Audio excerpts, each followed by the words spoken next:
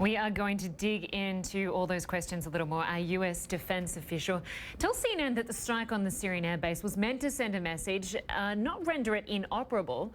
So will we see more US military action in Syria?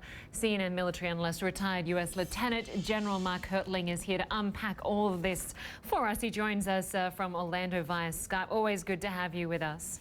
Thank you, Lynda. It's good to be with you today. General Hertling, just give us a sense of what happens if Donald Trump does this strike on the airbase and essentially walks away. Surely that is not enough to deter Assad from further chemical attacks.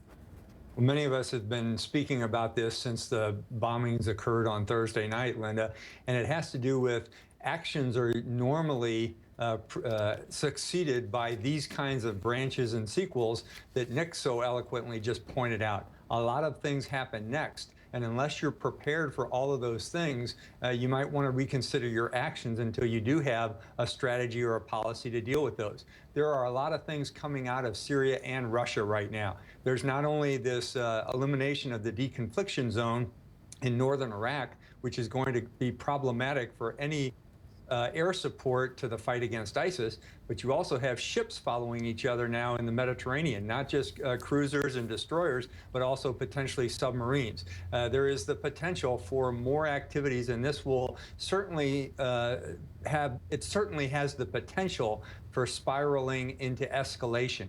And when it does, whether or not just Syrian Air Force or Russian Air Force continues to use the air base that were bombed, or more things happen, such as perhaps another chemical strike, the question then becomes, what's next?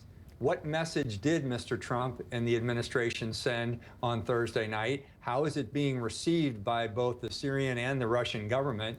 We know how it's being received around the capitals of the world. They are, many of them are very happy that America has taken action. But then there's that strategist in me that says, okay, what's next? Tell me where this goes from here, and what are we trying to achieve, and how does it end? Those are all the questions that I would pose on this. Well, what is next? Because we have to understand what this means for the fight against ISIS. Is this a distraction, or is this part of the wider strategy to tackling the problems in Syria? That's the key question, and truthfully, Lynda, I would love to answer it for you, but I don't know the answer. We have been confused by Mr. Trump's commentary, not only during the campaign, but also by his first month in office. All of that suddenly changed because, as Nick just mentioned, a few pictures of some people being horrifically attacked with chemical weapons.